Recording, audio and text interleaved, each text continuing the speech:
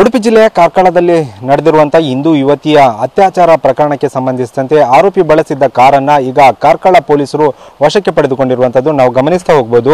ಇದೇ ಒಂದು ಕಾರನ್ನ ಆರೋಪಿ ಅಲ್ತಾಫ್ ಏನಿದ್ದಾರೆ ಅವರು ಈ ಒಂದು ಕಾರನ್ನ ಬಳಸಿಕೊಂಡಿರುವಂತದ್ದು ನಾವು ಗಮನಿಸಬಹುದು. ಹೊಂಡೈ ಅಂದ್ರೆ ವೆರ್ನ ಕಾರನ್ನ ಅಂದ್ರೆ KA14 MB 1329 ಹೆಸರಿನ ಒಂದು ಕಾರನ್ನ ಅಲ್ತಾಫ್ ಬಳಸಿಕೊಂಡಿರ್ತಾನೆ. ಬೆಳಿಗ್ಗೆ 10 ಗಂಟೆ ವೇಳೆಯಲ್ಲಿ ಯುವತಿಯನ್ನ ಪಿಕ್ ಮಾಡಿ ಅದರ ಬಳಿಕ ಕಾರ್ಕಳದ ಸುತ್ತಮುತ್ತ ಅವಳನ್ನ ಅಂದ್ರೆ ಆ ಒಂದು ಯುವತಿಯನ್ನ ಸುತ್ತಾಟ ಮಾಡಿ ಅದರ ಬಳಿಕ ರಂಗನಪಲ್ಕೆ ಎನ್ನುವ ಪ್ರದೇಶಕ್ಕೆ ಅಂದ್ರೆ ನಿರ್ಜನ ಪ್ರದೇಶಕ್ಕೆ ಕರೆದುಕೊಂಡು ಹೋಗ್ತಾನೆ. ಕರೆದುಕೊಂಡು ಹೋಗುವ ಸಂದರ್ಭದಲ್ಲಿ ಸಾಕಷ್ಟು ಸ್ನಾಕ್ಸ್ ಗಳನ್ನ ಅಂದ್ರೆ ನಾವು ಚಿತ್ರಣವನ್ನ ಗಮನಿಸಬಹುದು.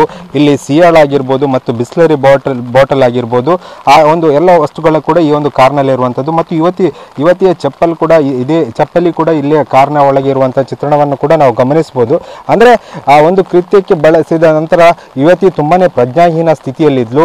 ಅಂದ್ರೆ ಅವಳಿಗೆ ಅಂದ್ರೆ ಸಿಯಾಳ ಕೊಡುವಂತ ಕೆಲಸವನ್ನು ಕೂಡ ಆರೋಪಿ ಅಲ್ತಾಫ್ ಮಾಡಿರ್ತಾನೆ. ಅದರ ಬಳಿಕ ಈ ಒಂದು ಕಾರ್ನಲ್ಲಿ ಕರೆದುಕೊಂಡು ಬಂದ ಸಂದರ್ಭದಲ್ಲಿ ಅಂದ್ರೆ ಅವಳ ಮನೆ ಇರುವಂತಹ ಅಯ್ಯಪ್ಪನಗರ ಎನ್ನುವ ಪ್ರದೇಶದಲ್ಲಿ ಅವಳನ್ನ ಬಿಡಲು ಹೋದ ಸಂದರ್ಭದಲ್ಲಿ ಪ್ರಜ್ಞಾಹೀನ ಸ್ಥಿತಿಯಲ್ಲಿದ್ಲು. ಆ ಒಂದು ವಿಚಾರವನ್ನ ಗಮನಿಸಿದ ಸ್ಥಳೀಯರು ಕಾರನ್ನ ಅಡ್ಡಗಟ್ಟಿ ಅವನನ್ನ ವಶಕ್ಕೆ ಪಡೆದುಕೊಳ್ಳುವಂತ ಕೆಲಸವನ್ನು ಕೂಡ ಮಾಡ್ತಾರೆ. ಆದ್ರೆ ಅವನ ಅಲ್ಲಿಂದ ತಪ್ಪಿಸಿಕೊಂಡು ಹೋಗ್ತಾನೆ. ಘಟನೆಗೆ ಸಂಬಂಧಿಸಿದಂತೆ ಈಗಾಗಲೇ ಆರೋಪಿ ಅಲ್ತಾಫ್ ಏನಿದ್ದಾನೆ ಅವನನ್ನ ವಶಕ್ಕೆ ಪಡೆದುಕೊಂಡಿದ್ದಾರೆ ಮತ್ತು ಈ ಒಂದು ಪ್ರಕರಣಕ್ಕೆ ಸಂಬಂಧಿಸಿದಂತೆ ಮತ್ತೊಬ್ಬನನ್ನು ಕೂಡ ಬಂಧನ ಮಾಡಿ ಈಗಾಗಲೇ ವಿಚಾರಣೆ ನಡೆಸುವಂತ ಕೆಲಸವನ್ನು ಕೂಡ ಮಾಡಿದ್ದಾರೆ. ಒಟ್ಟಿನಲ್ಲಿ ಈ ಒಂದು ಪ್ರಕರಣಕ್ಕೆ ಸಂಬಂಧಿಸಿದಂತೆ ಈಗ ಆರೋಪಿ ಅಲ್ತಾಫ್ ಜೊತೆ ಮತ್ತೊಬ್ಬ ಅಂದ್ರೆ ಸಹಕಾರ ನೀಡಿದ ಮತ್ತೊಬ್ಬನನ್ನು ಕೂಡ ಬಂಧಿಸಿರುವಂತದ್ದು.